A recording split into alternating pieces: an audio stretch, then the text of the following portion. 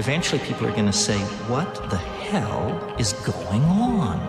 No matter how far you go into the dark, when you flip, you go exactly the same place to the light in our galaxy. Everything.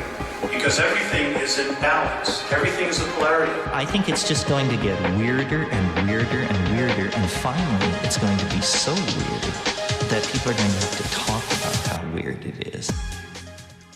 What the hell is going on, guys? We're back.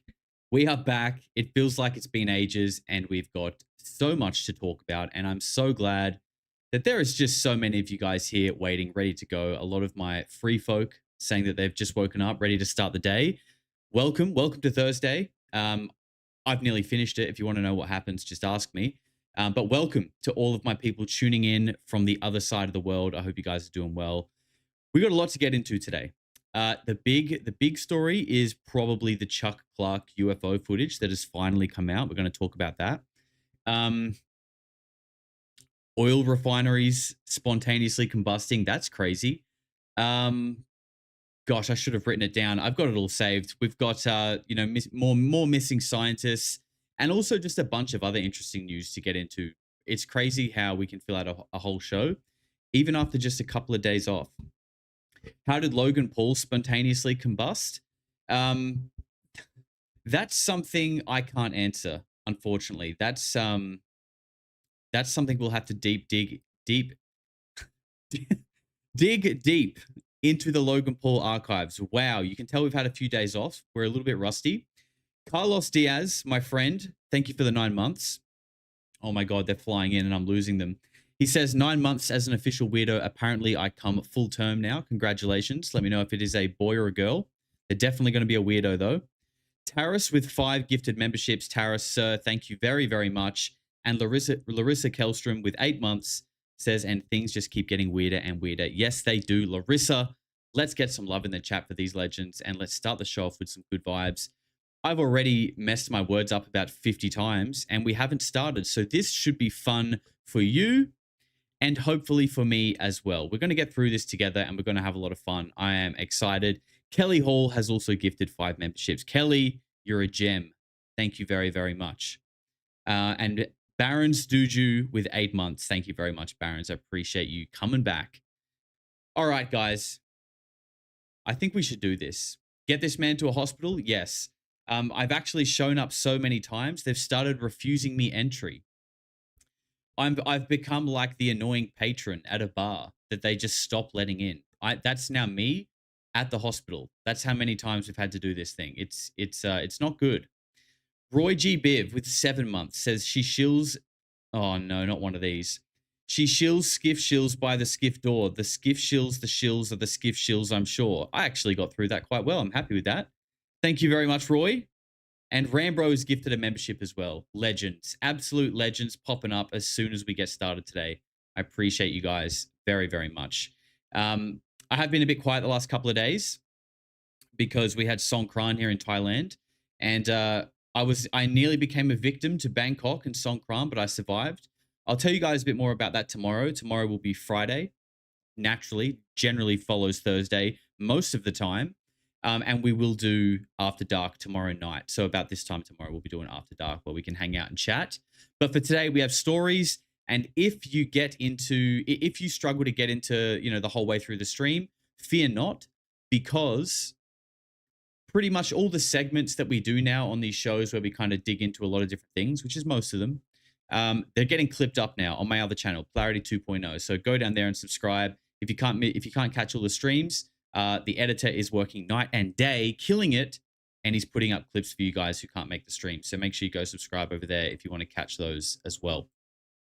All right, team. Let's do this. 420 Breezy with 9 months says P-Shaw got cancelled for being antiseptic. Oh, man, they're even coming after the cats now. Not the cats. You don't mess with the pets.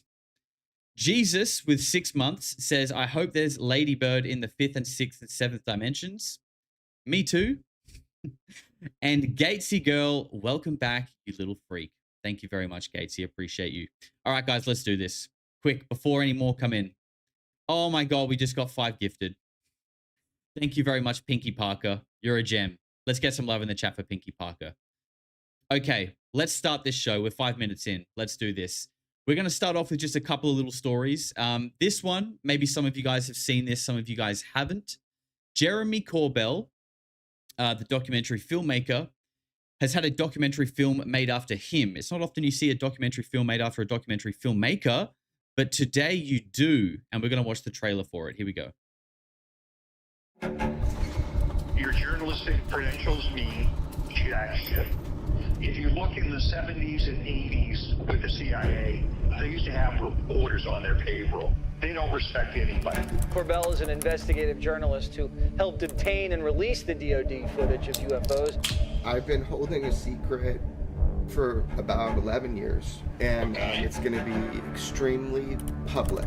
It's not a video of an alien. It's not a video of one crowd. It's more than that. Years ago, I went searching for the truth about UFOs. And I found it. He was Jeremy Corbell has found the truth, according to this trailer. the most curious kid ever. First person that I pointed a camera at was John Lear. John Lear, son of the famed aviation pioneer and a world-class pilot. The government has between 30 and 50 alien bodies. Cold called his phone, and he picked up. I want to bring, a camera, and then how open he was with me. This was not part of my game plan at all. Flying saucers, flying discs of extraterrestrial origin. The evidence is very strong. They've been here and are here. It's an Alice in Wonderland planet. Very few people will ever find the truth. But everybody is looking for the truth. And a lot of people think that they found the truth. But that's impossible. I'm like the least qualified person on planet Earth. One thing I am is I am worthy of your trust. If you really have stuff that is that sensitive that you cannot release, you're relying on your connection as a journalist. They're not going to come after you, not only you, they're going to come after your family. If I die, this story comes out. It would represent one of the largest leaks in American history. I don't know what to do, man. Is it worth it? To who? Pretty nice trailer. Like, it's pretty well made. I will say that. Like, it's quite professional. I mean, it makes me want to watch it. It does make me want to watch it. This is coming out on the 12th of May, because the dates are backwards for me, because we normally put the day first, not the month. But that's okay. We can reverse engineer the American dates. I actually think it looks pretty cool, and I'm intrigued, especially the John Lear stuff. I think John Lear is a really interesting character, because I think they may even showed a tiny clip of it. I think, and we've looked at it on the channel before as well. There's it's like 1980. Oh, when is it? It's in the 80s when George Knapp interviewed John Lear, and he's just saying some absolutely outrageous things, which, may or may not be true. I don't know. But just to hear the kind of things he was saying in the 80s, and knowing the background that he comes from, like his dad, the Learjet, potential CIA connections as well. Yeah, I think, this screenshot, I think, is from the interview. But, and it said a decade in the making. And it looked like there was a clip in here somewhere. Yeah, this is the John Lear interview with George Knapp, but it looked like there was a clip in here, like this here. Is this footage from, because obviously John Lear's passed away now. So is this footage of Corbell, like an interview with John Lear that we haven't seen, perhaps? Like here, you can see Corbell. I mean, Corbell looks young there. He looks very different. So I don't know if we're going to be getting some really old archival style footage and interview footage with John Lear in this interview. I think that would be really cool. I'd be excited to see that. But other than that, it looks like a well-made documentary, and I'm sure it will be. But I'm not going to be holding my breath for any sort of like groundbreaking discoveries or revelations. And I feel like that's generally the safest way to approach any UFO documentary, right? Because you're probably not going to get conclusive answers from a, high production documentary. You just, like, obviously, you're probably not. So I think temper your expectations. and you'll probably enjoy these kind of things a little bit more. That's why I think, what was it called? Age of Disclosure. That's why that was a bit disappointing, because it beat its own drum to be this like big knowledge bomb. And most of us weirdos were just kind of like, yeah, we sort of knew all this stuff a long time ago, right? Not because we're super smart or anything special, but just because if you look into this stuff, you generally figure it out, right? It's just, it is what it is. So Corbell, new movie. How are people feeling about it? I think, so what is it? 12th of May? Less than a month away. Be coming out pretty soon. And I do still want to make a video review of the Bob Lazar documentary. Hopefully I'll get around to it. But if I don't, I will just say this, that I think the Bob Lazar documentary... Oh, what is that screenshot? What the hell? What is this? Few people will ever find the truth, but everybody... What are they doing to John Lear? What the hell is happening? What the hell are you doing to John Lear off camera, Jeremy? Anyway, as I was saying, Bob Lazar S4, that documentary was, I think, as close to like, learning something we didn't know, some sort of new knowledge, something a bit profound and interesting. I feel like that movie for me, like, ranks the highest in that category, which is really what we're all looking for. Out of all the UFO documentaries that have come out in the last couple of years, I would say. And obviously some people knock Bob Lazar and his story, and that's okay. You don't have to believe it. But I just think the way it was recreated and getting that visual was just like a really different level to most UFO documentaries. And at the very least, at least we had something like as close to the real thing as we could get, which we haven't had before. So I thought that was a really cool part of that documentary. Anyway, enough of looking at John Lear like that. Let's talk about this. Okay, this is probably the last time we'll talk about the Artemis missions, because they're all done and done. Nick says John Rear. Yeah, I think that was John Rear. Artemis missions. Okay, they're all done and dusted now. Here is the only... was she the only female astronaut?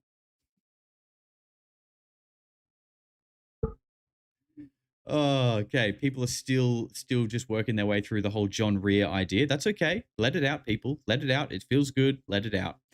Okay, this is, I think, the only female astronaut who was on board the Artemis mission, or she was either the only one or one of two. Anyway, this is her speech when she got back to tell people what it was like in space. So when we saw Tiny Earth, people asked our crew what impressions we had. And honestly, what struck me wasn't necessarily just Earth, it was all the blackness around it. Okay. Earth was just this lifeboat hanging undisturbingly in the universe. Mm-hmm. What else? Uh-oh. Uh-oh. Now, do you say uh-oh when you forget your own thoughts? Or do you say uh-oh when the script being fed to you in your ear cuts out? So... Yeah. I may have not learned. I know I haven't learned. My lines. Yeah, your lines? Is that what you didn't learn? Your script? I think so. Everything that this journey has yet to teach me. But there's one new thing I know, and that is... I should practice my script before I come on stage to propagate this psyop on the public. Planet Earth, you are a crew. Thank you.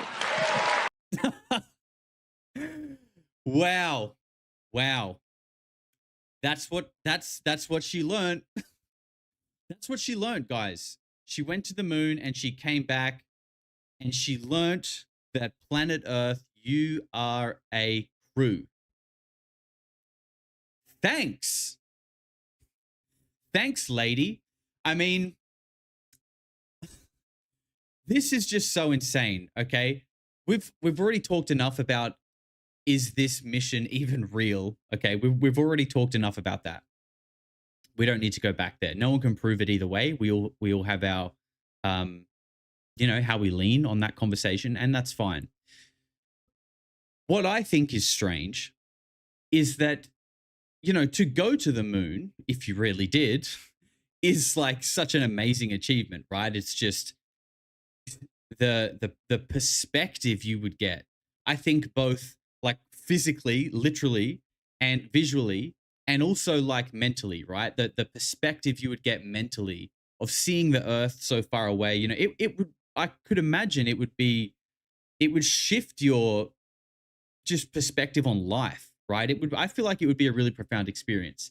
I mean, look, it's an individual thing. Maybe it wouldn't for some people, but I think you should at least be able to speak for a minute about that experience, about the things that you saw, the bits that were really hard, the struggles you had, the things that went really well. What surprised you?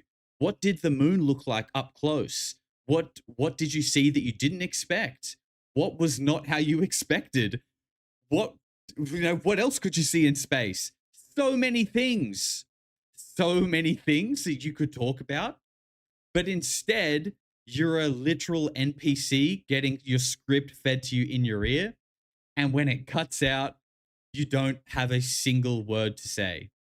I mean, seriously. Other than planet Earth, you are a crew.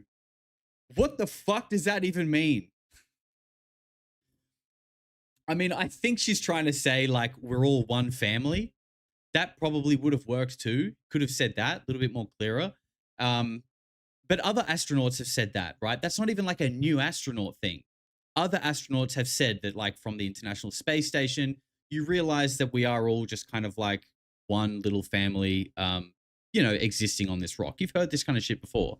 So, this is just crazy. Let's listen to this train wreck one more time. So when we saw Tiny Earth, people asked our crew what impressions we had. And what is Tiny Earth, by the way? I'm sorry. Is this just her like saying from the moon, Earth is tiny? Is that what that is? And honestly, what struck me wasn't necessarily just Earth.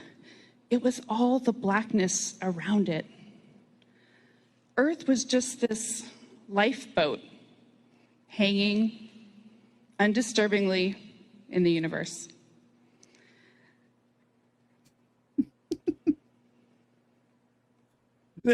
See this guy in the background here?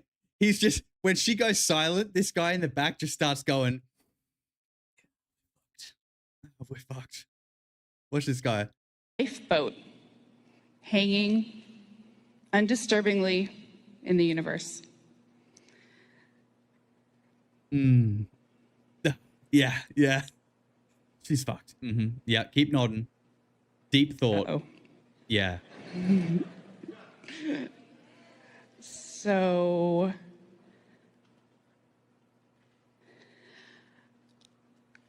I'm oh shit. I don't know what the fuck to say. Oh, you gotta love it. You gotta love NASA, people. You have to love NASA, right? You have to love just the transparency and the honesty that we get from these people. You gotta love it. Dan Garden with $5 says shout out to you. And he also says you are a crew. Thank you very much, Dan. Appreciate you, brother. Kelly says ontological shock. She cannot speak. Right. That is probably what it is, right? She's just so overwhelmed reviewing her totally non-inserted by MK Ultra memories of Earth from the moon. Yeah, sure you were. Kyle Terrence O'Connor says, we're crude, guys. Thank you very much, Kyle. We are crude. Don't you forget it. Shogun Order says, Channing Tatum movie Fly Me to the Moon was about a fake moon landing. Supposedly the name of the mission was Artemis. That's right. That is right, Shogun Order. The movie Fly Me to the Moon is about a moon mission, but it is also about a secret undercover mission that films it as like a means of, in case something goes wrong, they've got footage to prove that they did it. It's basically like reverse psychology on conspiracy theorists. That's what this movie is. It's like anti-propaganda against the propaganda. And the mission of filming the moon in this movie is called Project Artemis. Or like Operation Artemis or something like that, but it's called Artemis. So yes, are you being psychologically toyed with? Yes. Yes, you are. We all are. We all are. We're in it together. Isn't that beautiful? Jesus is back again. He rose just the other day and said, after traveling 20,000 miles per hour for a week, no jet lag. No. Apparently not. Or maybe that's the excuse. I don't know. You'd have to ask her. D1210, thank you very much. Nurse L says, what's up, beautiful weirdo fan? Been a hot minute since I caught a live. Loving vibes to all and stay plugged. Thank you very much, Nurse L. I appreciate you. And Rain says, the Van Allen belt fried her brain. Fuck, have we been played again? Yeah, the Van Allen belt, that's a whole thing as well. I don't know how we do these things, people. Ultimately, like I said to you the other day, I'm at the point now where I'm just like, I don't even know what's real, and I'm struggling to enjoy anything. I'm half joking. But it's like, you know, I didn't really get that excited about this moon thing because I was just like, I don't know if it's real. So I'm not going to be like, woohoo, moon. When I'm also kind of like, yeah, but I don't even know if you told me the truth the first time. Like, it just feels like a severe case of boy who cried wolf with all of this stuff. And now I'm just so hesitant to sort of like give my energy to anything. It's kind of sad actually when I say it out loud. But I am only half joking. Only half. Okay. All right. You guys probably remember that about a month ago, actually not even a month.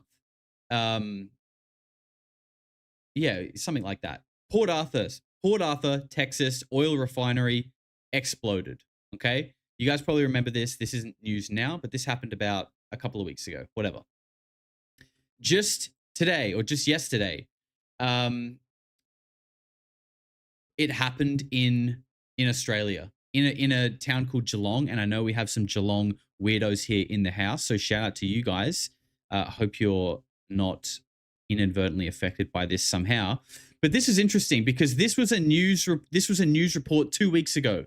This is 2 weeks ago. So before this happened, this is what it said. More than enough supply. They've upped by 2 shipments the number of shipments that will be coming in here. Sorry to interrupt. Anyone who's not from Australia, just take note to the voice narration of the news and just listen to how weird Australian news presenters are.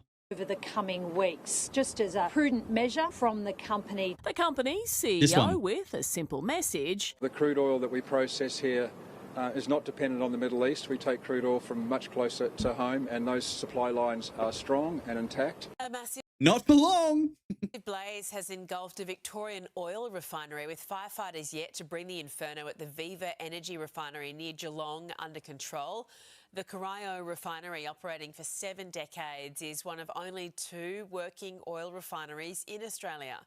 Viva produces 120,000 barrels of oil each day, providing 10% of the nation's supply and 50% of Victoria's fuel supply.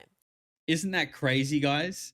Isn't that so crazy how, you know, we're in the middle of an oil crisis where oil is highly in demand, and what do you know?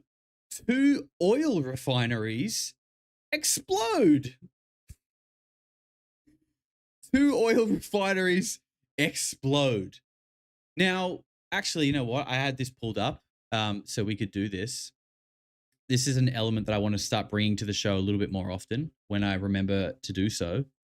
We're going to jump over to this screen here. We're going to actually ask ChatGPT this. How often do oil refineries? No, let's say how many oil refineries have ever exploded or caught fire in the United States and America? I just want to see what it says. I'm sure there'll be a few, right? But I'm curious. Okay, let's just let it cook for a little bit. I'm curious if this is like two so close together in the middle of an oil crisis just seems really, really strange. Can you guys see this okay? There isn't a single official number. That's convenient. But we can get a realistic evidence-based range. Recent decade, best data shows 51 refinery fires and explosions, 2013. 9 incidents in 2025 alone. Okay, that's more than I thought. That's roughly 5 to 10 incidents per year in modern times. Jesus, that's a lot. Maybe these things do just blow up. Who's building these things? Have we been bringing in doctors and engineers from overseas to build our oil refineries? Is this what the engineers are being hired for? And that's why 10 of them are exploding a year? Fire explosions are actually the most common type of refinery accident. Some analysis show incidents increasing since 2018. Why would that be? Why would things suddenly increase like that? The 2005 Texas City refinery disaster. Okay, so the same refineries had an incident in the past. Killed 15 people, injured 180.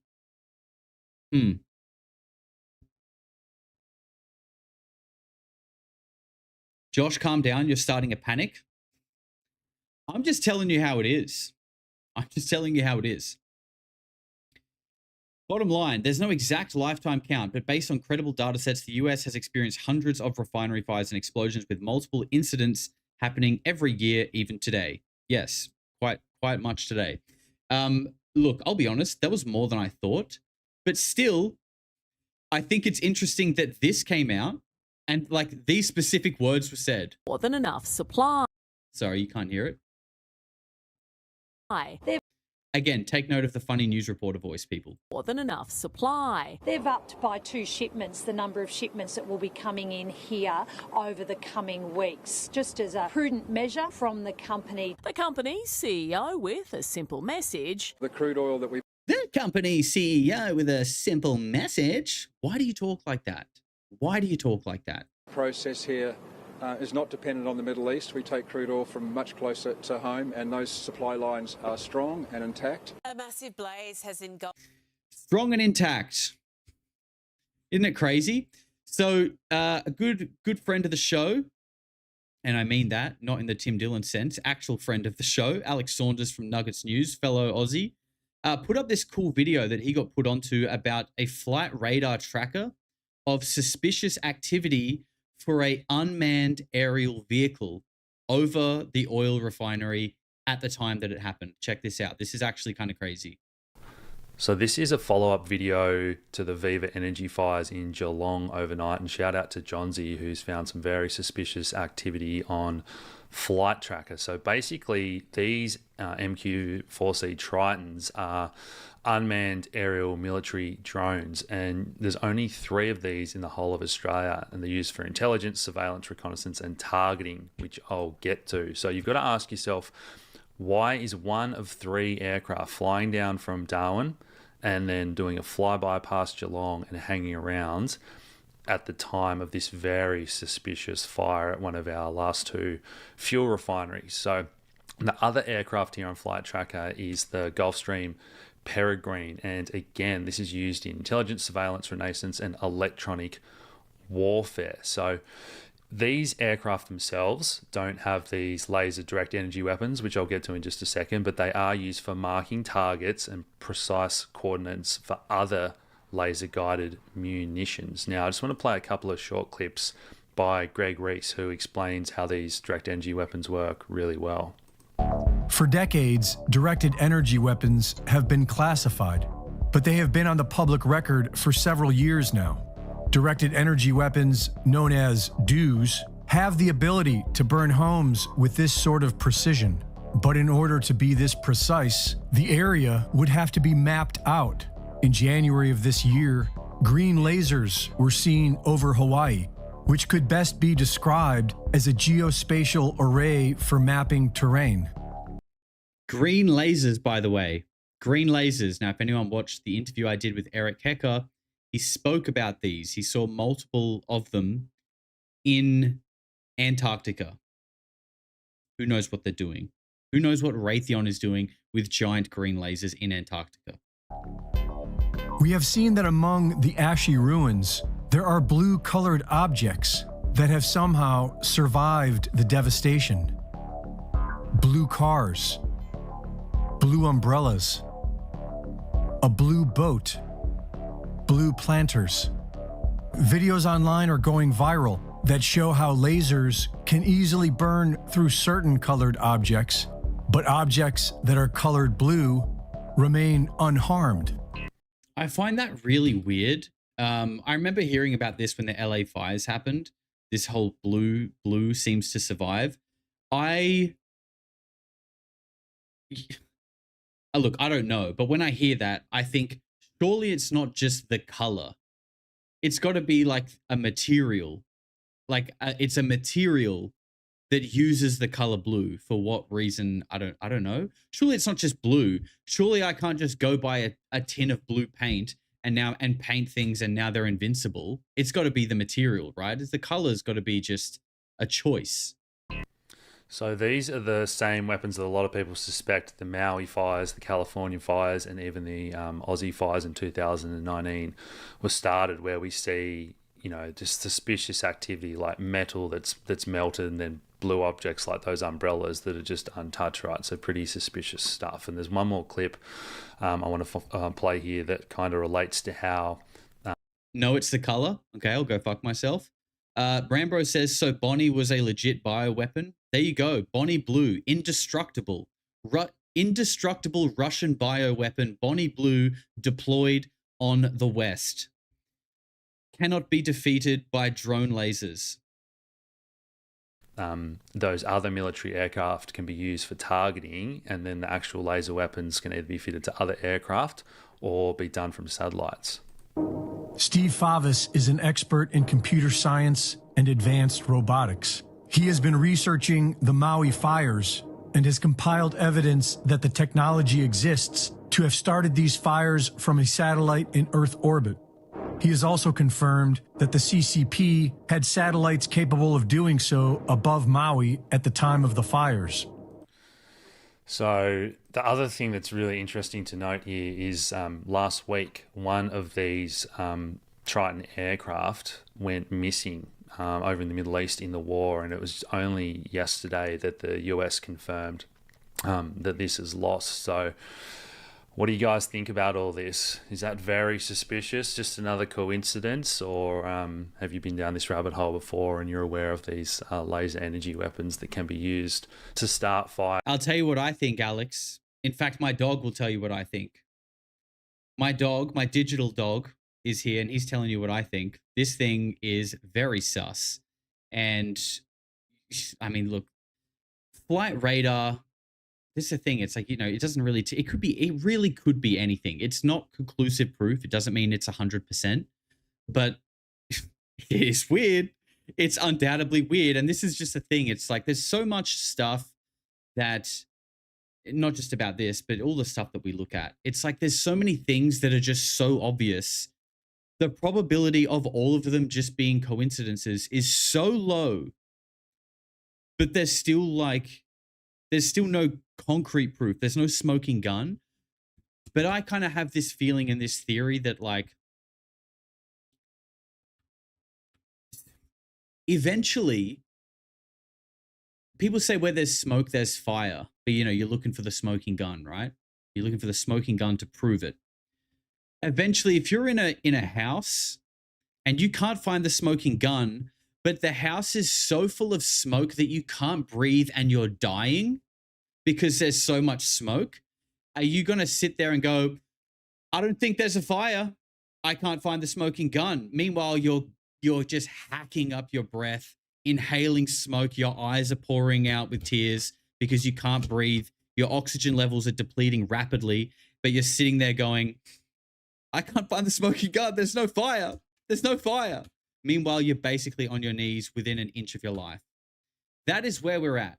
That is essentially where we're at with not having proof, but being surrounded by things that heavily suggest that that the house might be on fire. Exactly. And people are sitting there going, this is fine. This is fine. There's no fire. There's no fire. Ironically, just put on a mask. Isn't that ironic? Put on a mask. Just put on a mask and you won't notice the smoke. Yep. Isn't it crazy? And this is just another video of the Geelong fire.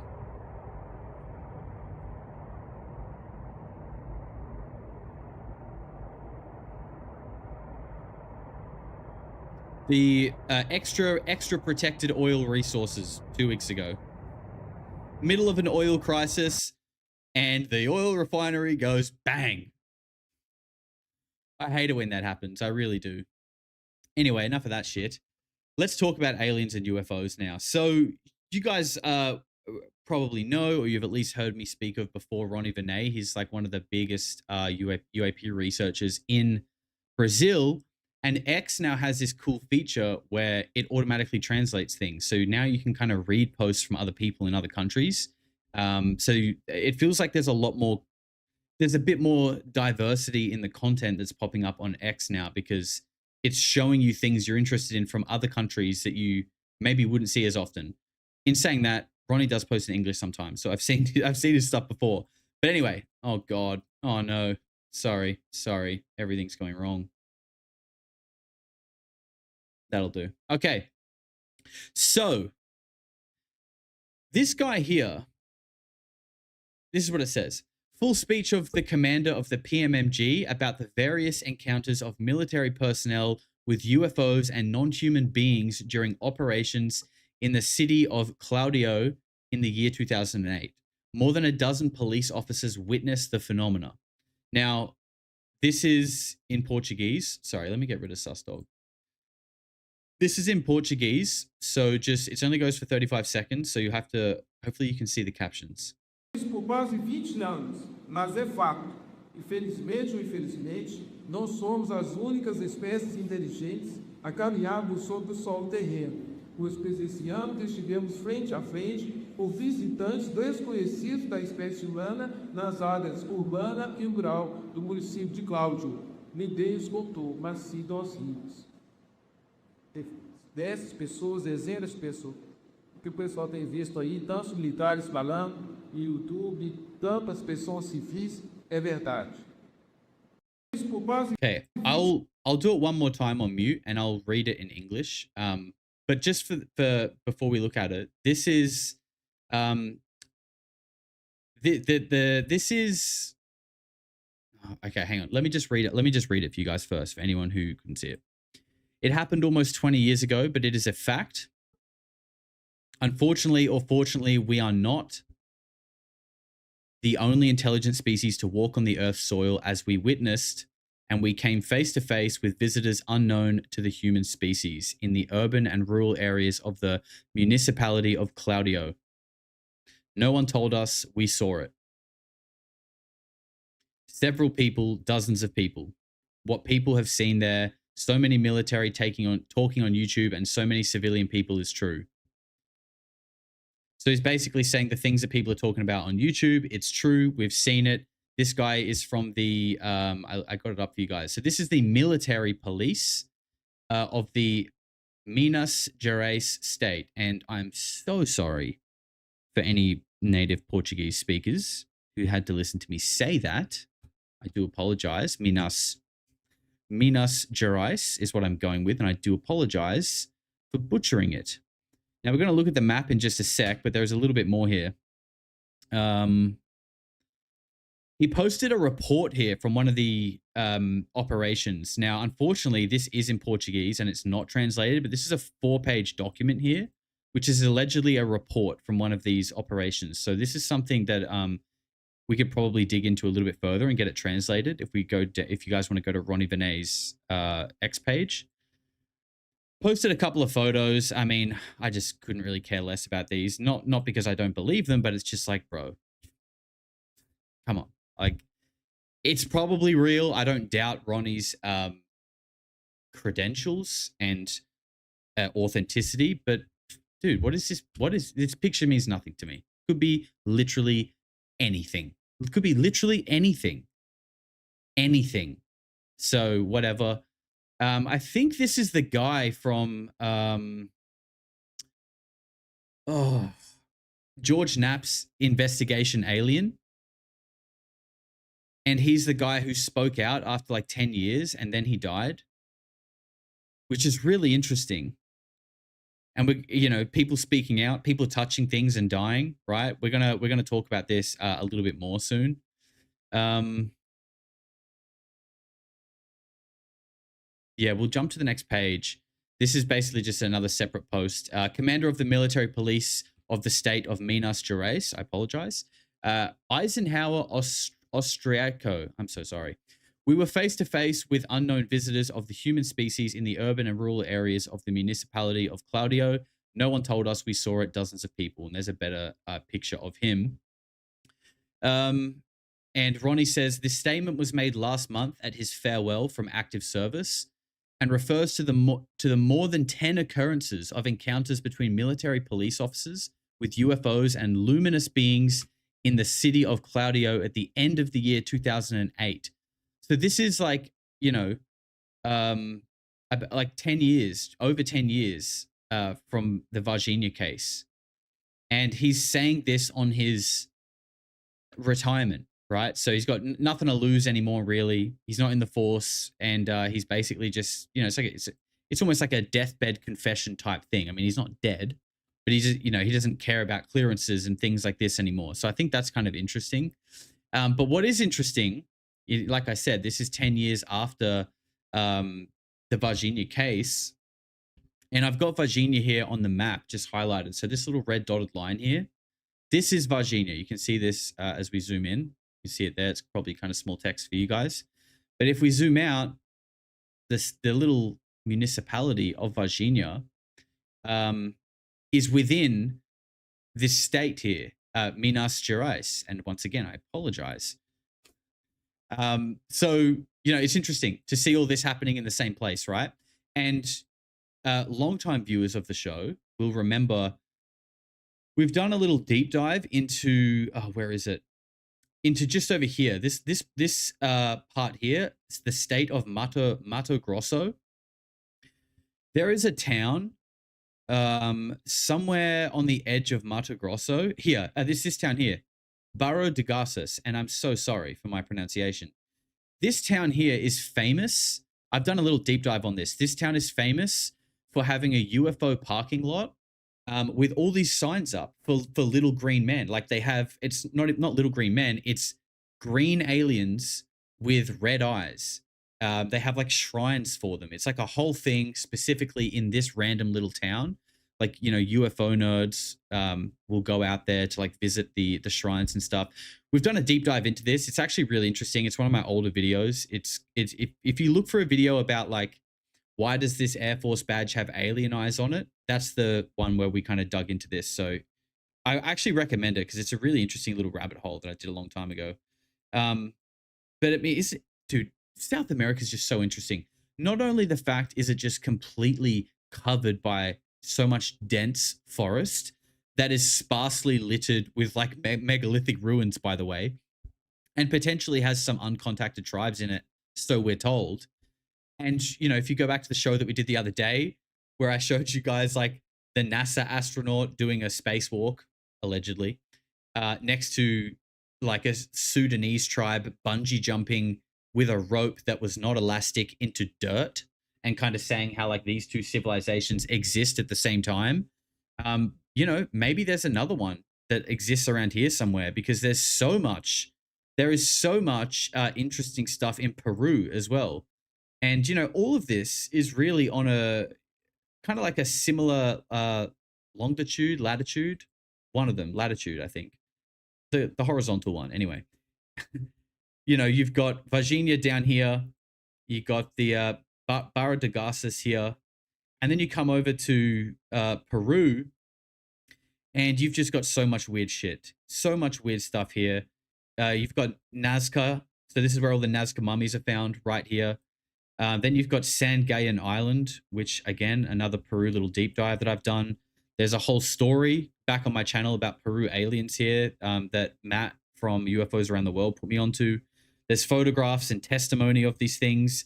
The people who live around here talk about a species of, they don't call them little aliens. They just call them like little gray people, and that live here and exist here, and they stink, they smell. Like all of these recurring themes. This is like known by the locals here, and it's so close to Nazca, where the Nazca mummies are found, the Nazca lines. There's just so much weird shit. And then obviously you've got Machu Picchu somewhere around this area as well. Like this whole continent is just rampant with mystery. And then you've got Colares, right, with Brazil. Sorry, I'm going on a massive tangent here, but this part of the world is just so interesting. I know Colares is up here somewhere. It's up on like the northern, like it's like in here or something. I don't know. It doesn't really matter. Oh, there it is. There it is. I was right. It's just rampant with all of this crazy stuff. Oh, and don't forget the people in Peru who claim that people are coming on hoverboards and peeling their face off. Let's not forget that story. Jesus. Anyway, I don't want to sidetrack too much. Let's get back to the show. My apologies. Let's talk about Chuck Clark, the Chuck Clark footage. Man, this was a long time in the making. This is a long, long time in the making. I can't remember, where did we first hear about this? I think we first heard about this from James Fox somewhere. It must have been on a podcast or something like that. Anyway, James Fox first told this story. And shout out to Red Panda, by the way. James Fox first told this story a while ago. And then Logan Paul heard it and said, I'm going to go find that guy. And for anyone who doesn't know the story, I'll give you the quick version. Basically, there's this guy out in the desert somewhere in like Nevada or something like that, who doesn't want to be contacted by anybody that James Fox got put onto, who apparently had the most convincing footage of a UFO ever. James Fox went out there, saw the video, couldn't get a copy off of him. The guy wouldn't sell it to him. The guy basically said, if you keep asking me, I never want to talk to you again, and basically cut ties with James Fox. Logan Paul heard this story, tracked the guy down, went to his house with $100,000 cash, offered him $100,000 cash after he had seen the footage for the first time. The guy said no. And then Logan Paul was wearing like a tie or something. I imagine he probably wasn't wearing a tie. I couldn't imagine Logan Paul wearing a tie. He was wearing a hidden camera, right? He's wearing a hidden camera. So he basically said, okay, can you show it to me one more time? And the guy did, and he recorded it. So this is recorded. This is an old VHS tape that is degraded, being played on a television, being recorded from a button camera. Thank you very much, AJ and Rambro. This is recorded from a button camera. The dashboard, and you see something very clearly illuminating like the top of the dashboard, and they're like hunkered underneath the car, and they're whispering to each other like, I think it's out there, like I don't know what it is, maybe we should go out there. And they're like kind of scared.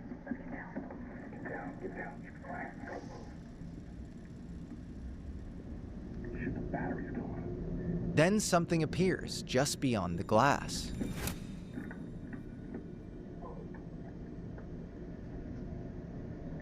The craft is hovering extremely close to the car. It's orange and slightly wobbling or undulating in place as if it's on a wave. You can hear the two guys whispering. It's out there, stop it. Over there.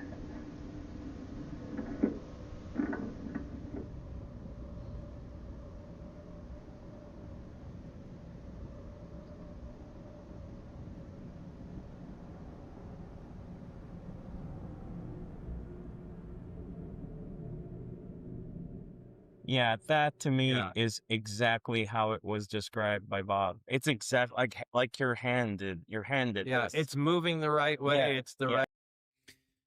By the way, I don't actually think Jesse Michaels had finished uploading this podcast with Bob Lazar before everyone had already posted a clip of this. I don't even think the man's video had been out 5 minutes and everyone had reposted it as a clip. My word, the people are hungry. That's okay though. People are excited. We have waited a long time for this. I get it. I do understand. We've shown clips on the show of things looking like this, and why it's interesting is because people, you know, there's this term of like roiling like the surface of the sun that I think we heard in like the very first or maybe the second UAP hearing that really kind of like stuck because it's a really good explanation to a lot of the things that we've seen. And obviously there was that part in the S4 trailer where you see the UFO kind of develop this halogen orange glow on the bottom half that looks like this, that looks like clips that we've shown on the channel in the past as well. And also looks a lot like this, which, you know, again, I've shown these many times. I've seen people claim to debunk them as well. So, you know, again, the problem that I have with like debunking is that people will, you know, what they call debunked is actually just an equal amount of hearsay against the photos. But because that hearsay comparts with their pre-existing idea of like how reality is and what's real and what isn't, they just like default to that because like, oh, someone else has said what confirms what I already thought, so now it's debunked. But it's like, well, no, that's just an argument. Like, it's not proof. Do you know what I mean? This is the problem that I have. And again, I'm not saying it means it's real, but like, it's frustrating when people just see like a post, a headline, a claim, and be like, okay, it's debunked. I think it's kind of sad, especially when it comes from people who are like, you know, researching UFOs and studying UFOs, because, you know, these people should be more aware than anybody that this field is full of people like attacking people's credibility, creating lies, trying to bury the truth. So like when the first layer of disinformation may or may not appear, these researchers or whatever, and I'm not thinking of anyone specifically, by the way, I think it's a really common problem, but these people will just like hear one thing, which could just be like a layer of disinformation to protect something that might be real, and just go, oh, well, there it is. Pack it up. See ya. Bye. Debunked. It's kind of like, wait, didn't you just like do an article like last week saying how the CIA have been putting out Project Blue Book and disinformation for years? And now you see something discredit a UFO sighting and you just believe it? Like, what? Is this the same person? It's just weird to me. But what I found interesting about these photos, you've all seen these plenty of times, but I found this. I didn't know that this came from a video. Sorry, I'll show the video in one sec. Let's talk about this. I'm getting a bit ahead of myself here. Sorry, I'm excited. Haven't been live for a few days. I'm excited. Now that this is out, now that we've seen this, surely just upload give us the actual recording you have. Just upload the recording, the whole thing, from the moment you turned on your button camera to the moment you turned it off. Put that up. Because like there's this weird part here, and it might just be the video, but when this thing appears, see, there's a cut. There's a cut here. Is it a cut? I think it is. Because when I'll press play in a sec, but Jesse says like this orange thing like appears above the dash. But as we're watching it and as he says that, it looks like there's an actual cut in either the VHS footage we're watching or the button camera. So it's like, well, how did it appear? How did it get there? What? Let us see that. Let us see the footage. You know what I mean? Just watch this bit again. Just beyond the glass. They've even got like the sound effect on there as well when you hear when that cut happens. I don't know. It kind of feels like there's a cut in there. So that to me is a bit like, please, you know, if you've shown us this, please just show us the real thing now. What are we waiting for, people? Some people saying the effects look fake. look, I can't say one way or the other because I'm not an expert on what degraded VHS tape looks like. But I will say that they do, like, what it does look like, if you were to get a grain effect that looks like this, because you can get all kinds of grain, right? If you were to get a grain effect and just overlay it and not adjust it, not composite it, like just stick it on, it would look like that. It looks like a very saturated screen effect on this film. Like normally, if you were trying to add in, grain distortion and things to make it look real, you would composite those layers. So you would blend them in, you would adjust opacities, and you might like touch things up a little bit to make it fit the plate that you're applying it to a bit better. But this just looks, if it is fake, it just looks stuck on. But maybe that's actually what degraded VHS film looks like. Like, I don't know. But I can see that a little bit for sure. Stop drawing on myself, Josh. Well, unfortunately, the only brain that my head contains is mine. So I do have to keep referring to myself. I do apologize. Jesus is back again. Says, the reality, we are never leaving this planet. Very pessimistic, Jesus. I expected better from you. Up in the Sky says, she was getting emotional. She didn't forget her lines. Oh, I don't know about that. When I get emotional, I don't go, uh-oh, and then start looking around like those clowns at the show that you put the balls in their mouth. Uh-oh. She kind of did that. And yeah, I don't think she was getting emotional, unfortunately. But I could be wrong. Tea Leaves, you little freak, thank you for becoming a member. Lily Blue says, Josh, please check out the video in Discord that Roger the Ego posted on TikTok. Love your channel and work. Keep spreading the truth, Josh. Thank you very much, Lily Blue. I appreciate you.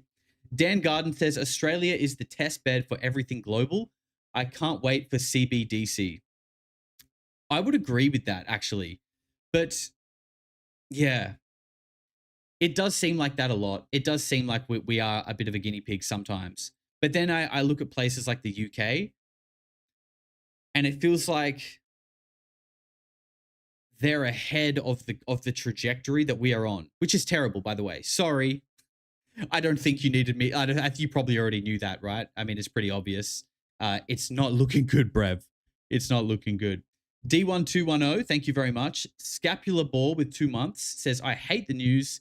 The only thing I get out of watching it is depression. And that is why you should never watch it, because it is artificial manufactured garbage designed to elicit anxiety, fear, and anger, because an anxious, scared, angry person is far easier to control. Far easier. Toxic Fart says Lear probably slept on his belly. Watch out, Josh. Thank you, Toxic. Susie Sunshine says, if Geelong was caused by a faulty valve, why has the Brisbane refinery been put on alert? Alert for what? Alert for faulty valves, Susie. Come on. Red alert. Valves might be faulty. Red alert.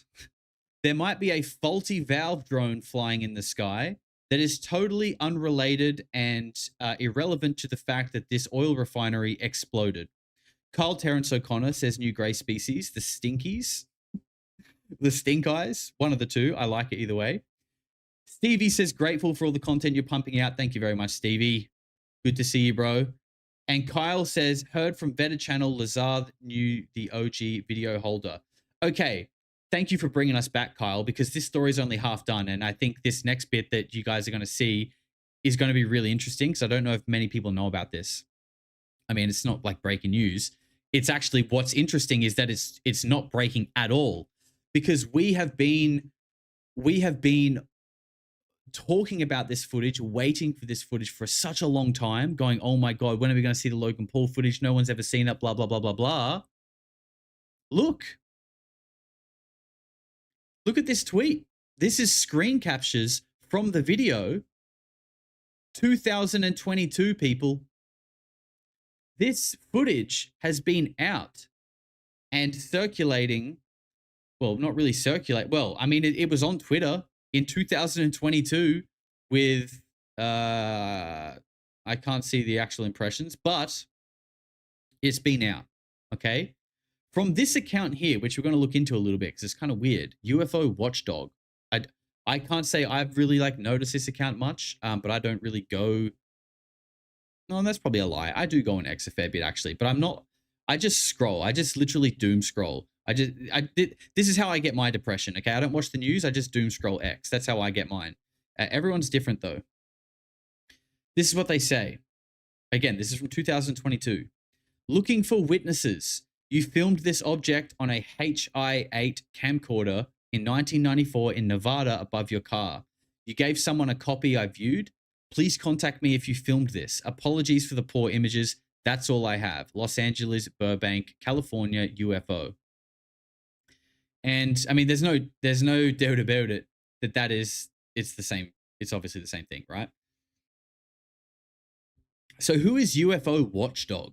Because whoever this account is, has had access to this footage for like 22 is arguably maybe even before we heard James Fox talk about it.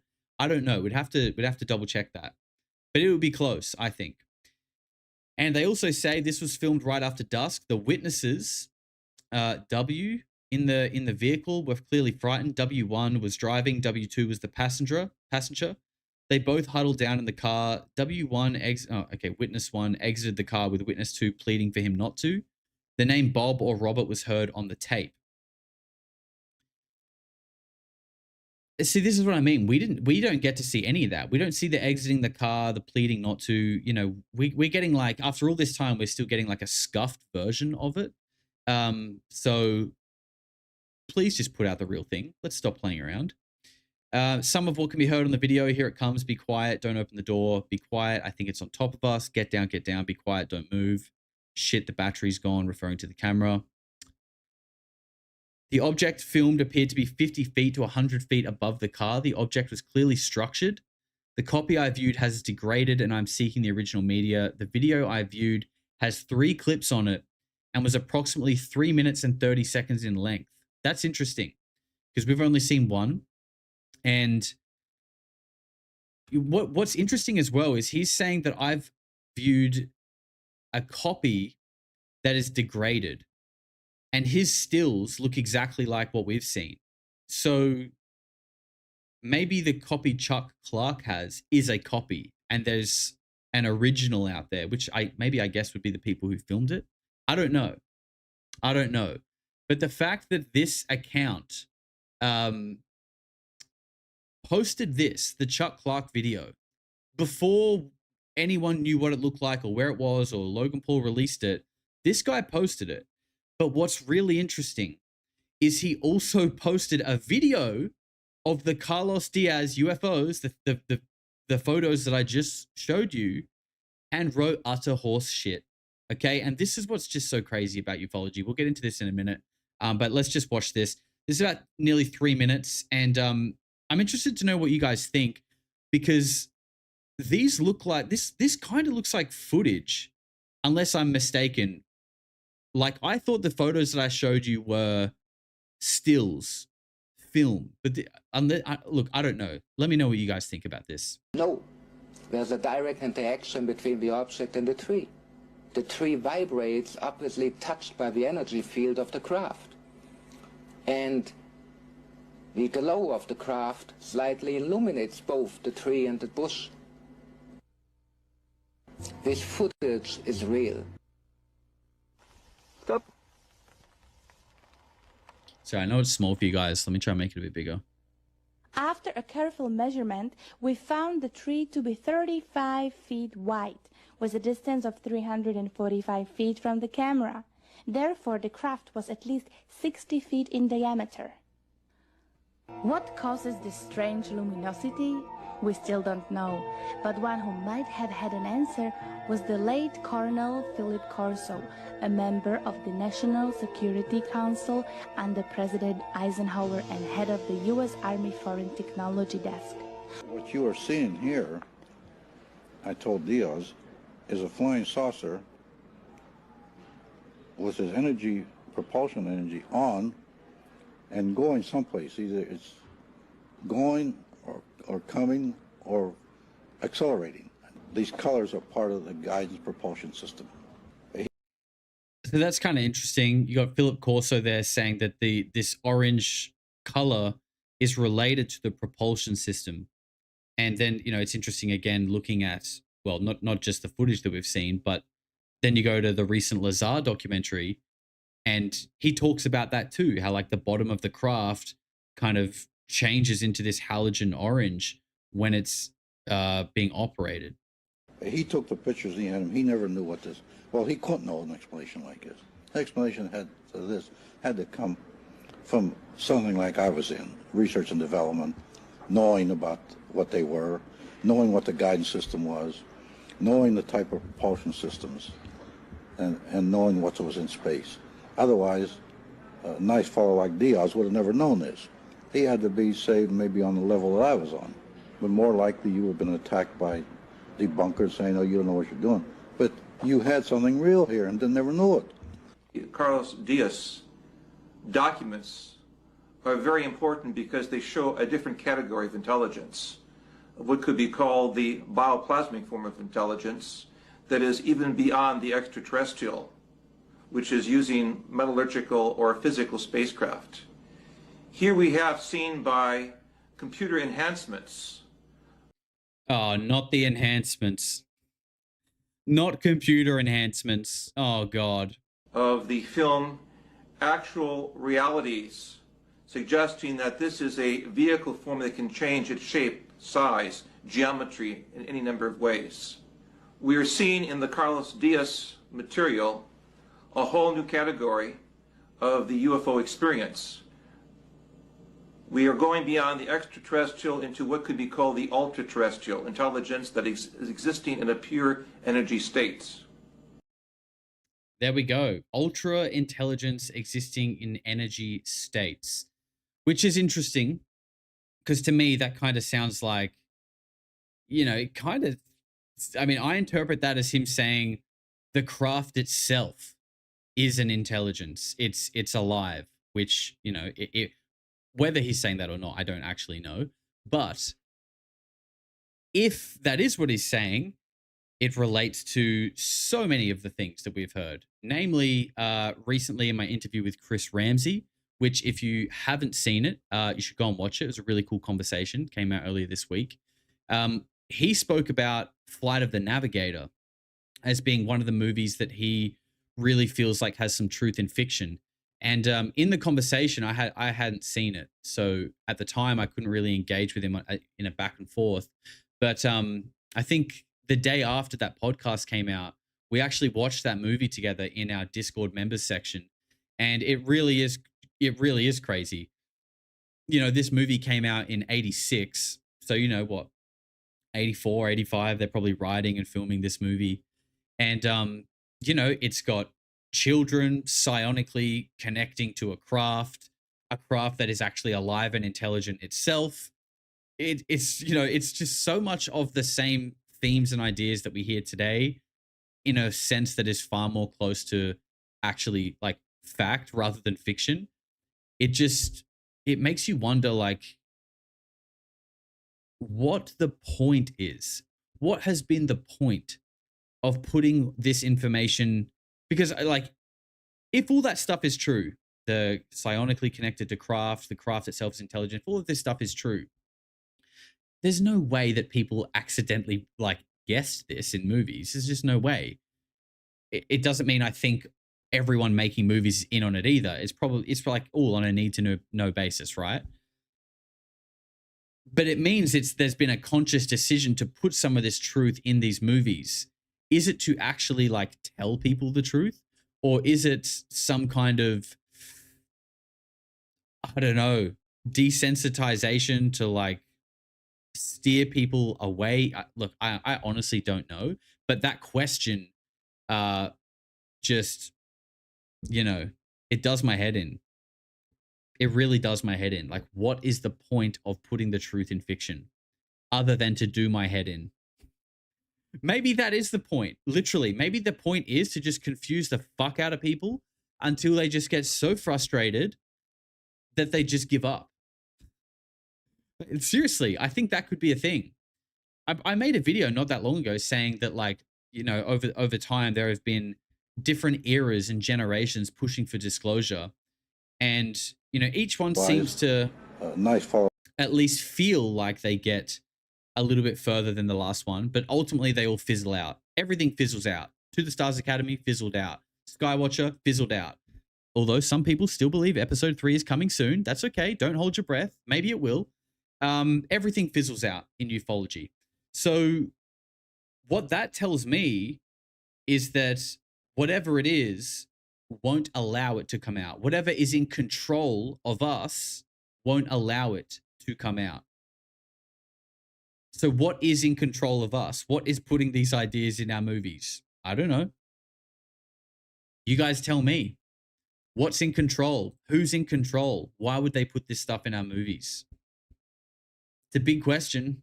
It's a very big question. Andy, my man, says another blurry masterpiece. Thanks, Andy. Michael says, Josh, love your content, man. You need to link with Maverick Approach. You two are at the top of the game, in my opinion. Sending love and light your way, brother. Thank you very much, Michael. Appreciate you, bro. Legend.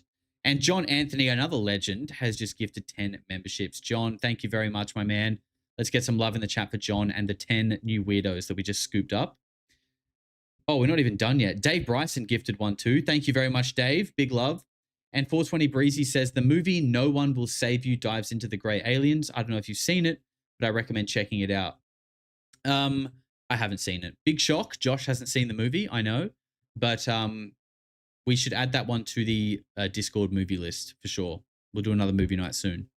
All right, let's keep this show rolling. This is the big story of the day, actually.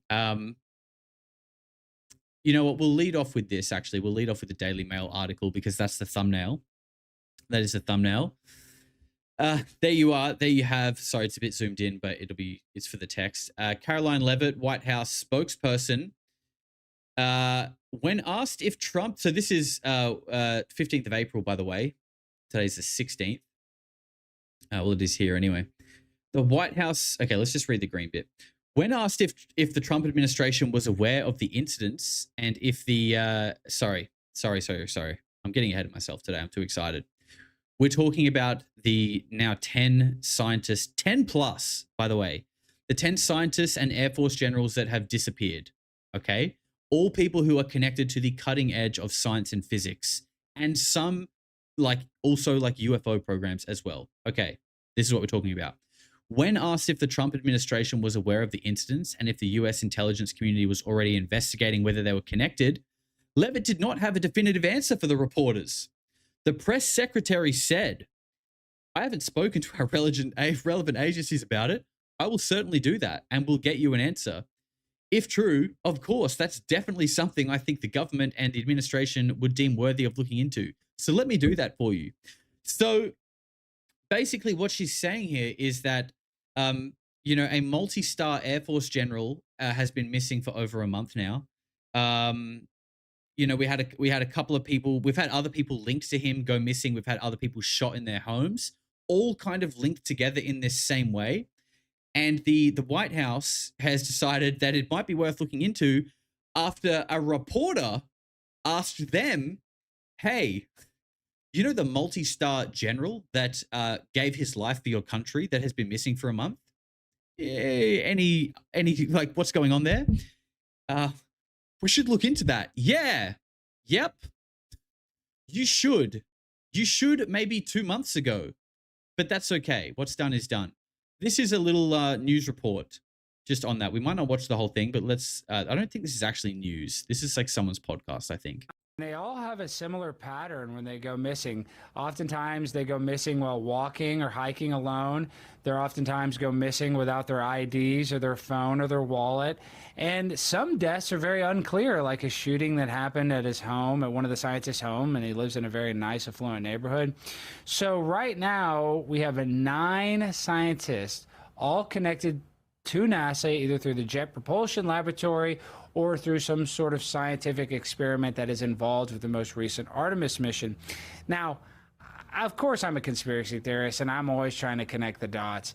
But when you have a cluster like this, it seems inorganic. It seems impossible that 9 people that have this level of clearance and this level of education, to the fact that they're a scientist working for NASA. It's not like these people are crackheads. I mean, it's not like these people are MMA fighters that have a dangerous job.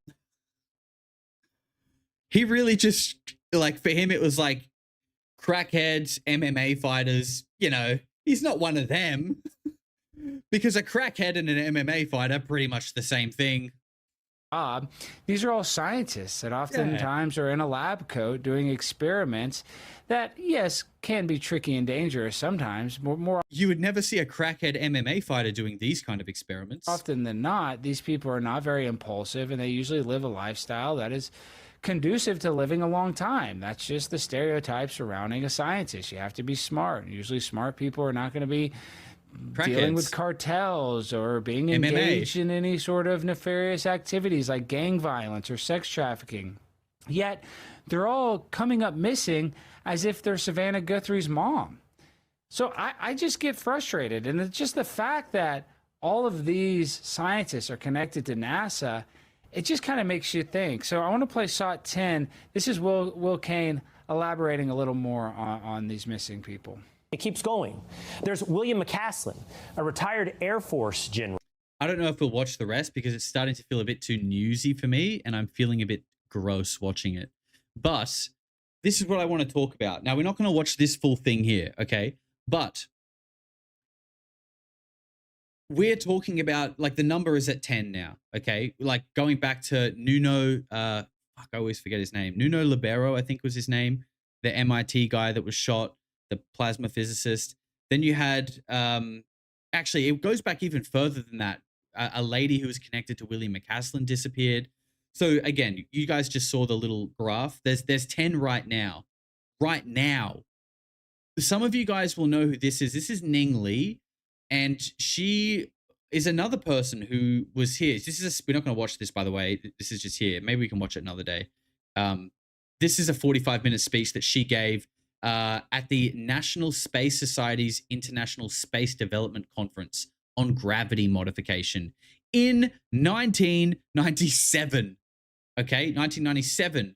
And why I'm emphasizing 1997 is because, like, we're so far down the line now that, like, us common normie weirdos are beginning to get comfortable with these ideas, and we're seeing, Bob Lazar's documentary come out, these gravitational fields and black holes being created, and it's starting to feel a little bit more normal. But for these people who are highly educated and balls deep into these topics, these are the conversations that we're having 30 years ago, probably more, right? Probably, and beyond that. I mean, especially, like, if you go down the Townsend Brown rabbit hole, well beyond that. Okay, so that's something to remember as well, is it does feel like there is a sort of a parallel branch of science and physics that is so underground that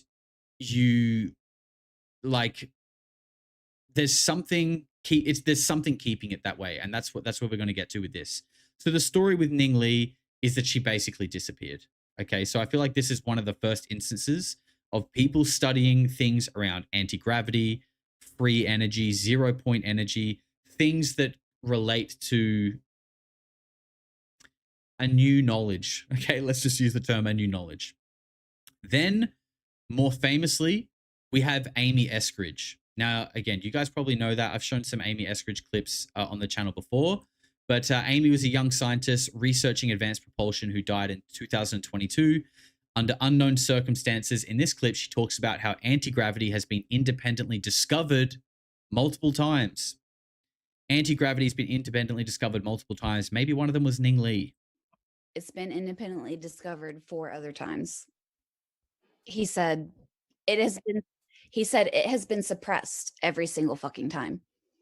And he said, I don't think they're going to suppress it this time. He said, I think you're in the clear. He said, they obviously know about you because I've had multiple, both protective and threatening interactions with various agency affiliations, whatever. He was like, if you haven't had a US government agent come to you and say, stop, shut the fuck up, stop, shut the fuck up. If that hasn't happened, They're gonna let you do it. They're waiting. There are SSP motherfuckers that are fucking twiddling their thumbs. Like, is Amy not gonna publish soon? Gah, we've been influencing this bitch forever. Doesn't she know we want her to publish? Jesus. Like, there's multiple people doing that right now. Wessel says, is she a crackhead? No, Wessel, you might have heard the guy that we just listened to saying that crackheads don't study these topics. Neither do MMA fighters, by the way, because they are, easy to confuse the two. And on the other side of the fence, there's multiple parties looking at each other like, didn't we tell this bitch 3 years ago that we kill people for this? Is she not listening? What is she doing? She's still doing it? What? We told her we were going to kill her 3 years ago. So I have these two different scenarios floating constantly in my life where I have people being like, do it, do it, do it. You're the one, do it. And then I have multiple people being like, they're going to kill you. Don't do it. They're going to kill you.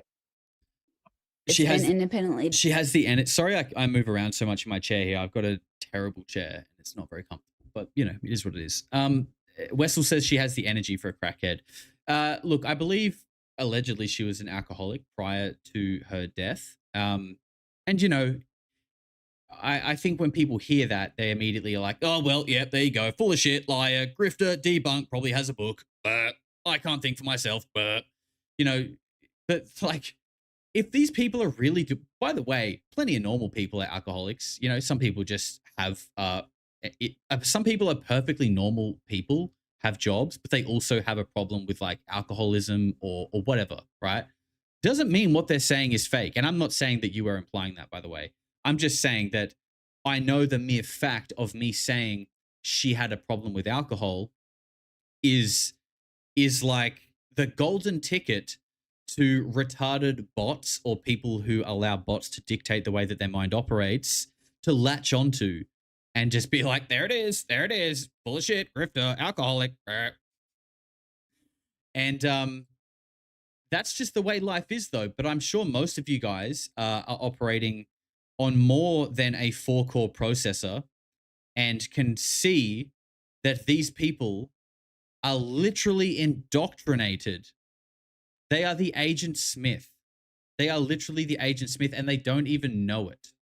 They don't even know it. This part isn't even finished yet, though. Oh, yeah, we did hear a little bit from our big friend of the show, Matt Ford, says there is another nuclear scientist who has very recently committed suicide under mysterious circumstances that the public and the press is not aware of.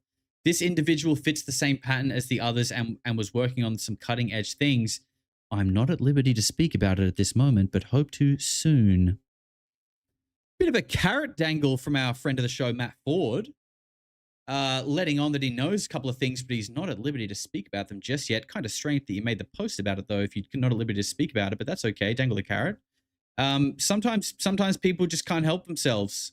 Sometimes people just can't help themselves, but they have to announce the fact, hey, everyone, I know something, but I can't tell you. I will never do that to you guys. And I'm not trying to compare myself to a friend of the show, Matt Ford, by the way. I'm not trying to do that. I'm just saying I will never, ever do that to you guys. For one, I don't want to be told something that I can't tell you or that I can't repeat. Like if someone was going to put me in that situation, I don't think I would go for it.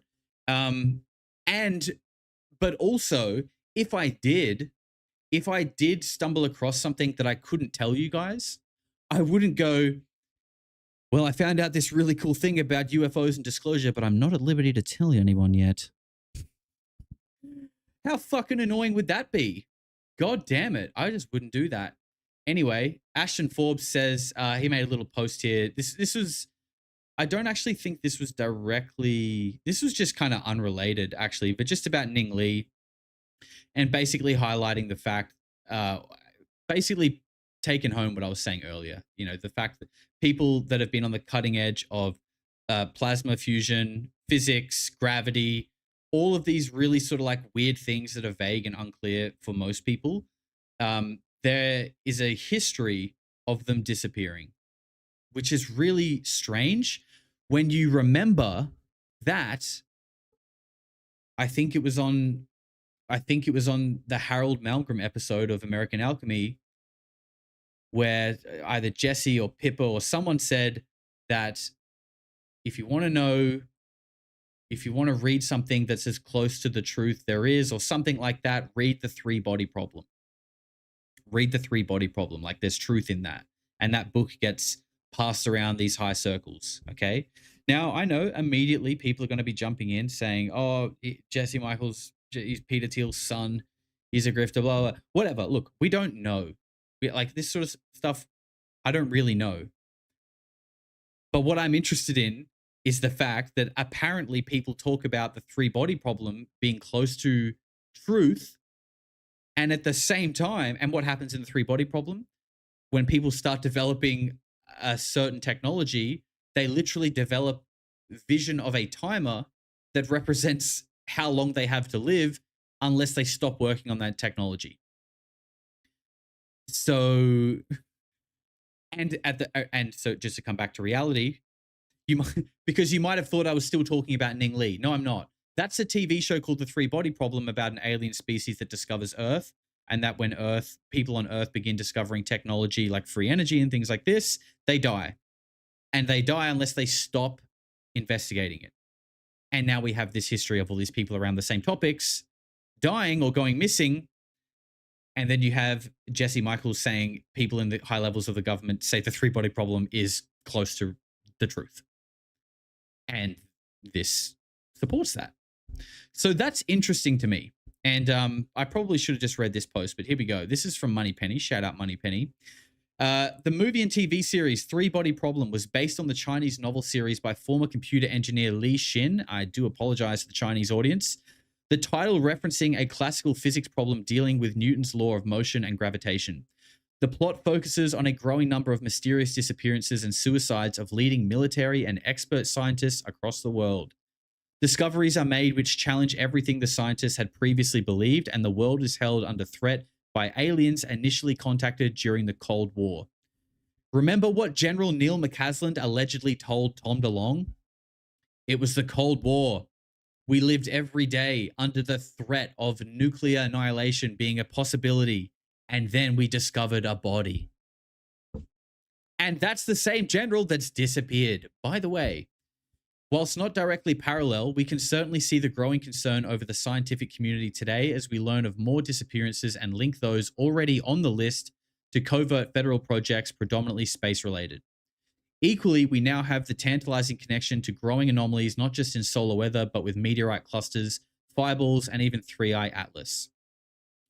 More of this will be discussed tonight in a follow-up space. Okay, that's irrelevant. Sorry, Penny, missed the space, but I'm sure it was great. And this is a little clip, I guess, from the Three Body Problem, which we don't need to watch. But I just thought that was relevant to read because, like I said, people have been told that this book is close to reality, and we are seeing high-level military people and scientists disappear, drop like flies in real time. And the White House said, you know, maybe that's worth looking into. What's that? 4-star general dedicated his entire life to serving our country, has been missing for nearly 8 weeks. Huh. That might be worth looking into. Good idea, Caroline. Larissa Kellstrom gifted a membership. Thank you very much, Larissa. Kyle Terrence O'Connor says it's disclosure constipation. They won't let it come out. Yeah, I think we're all feeling a bit constipated with disclosure right now, if you can't tell. And Dino says ghost murmur used in Iran saving the pilot is the tech 4chan leaker talked about years ago. Red, orange, glowing hammer. Please look into it. I remember that. I remember the ghost murmur thing. And I remember the 4chan whistleblower talking about things like that. We'll have to revisit that. That's interesting. And what's also interesting is they came out with this whole ghost murmur thing, like we can detect a heartbeat anywhere with this new AI tech. How about you find the 4-star general that's been missing for 8 weeks with your ghost murmur? That would be fantastic. Anyway, RV Hilo says maybe they were guns because they knew rockets was a hoax. You lost me with the emojis. I'm sorry, RV. Maybe they were ray gunned because the rocket. I don't know. I appreciate the super chat though, RV, always supporting. All right, team. Oh, look, we are right on time, and I actually decided what I would do today is we finish off with something kind of cute and gross at the same time. Interested to see what you guys think about this. Apologies to anyone who has a bug phobia. I want to know, would you guys sleep in this? Because this, at the same time, looks like the most creepy and disgusting thing I've ever seen, but also the most cozy and comfortable thing I've ever seen. So I don't really know how I feel about it, because once you're in there, you can't see it. Once you're in there, you can't see it. And you're going to be enjoying the comfort and the warm embrace of this mantid overlord. But from the outside, I would want to set my house on fire. So this is a real brain buster, this one. Yeah, exactly.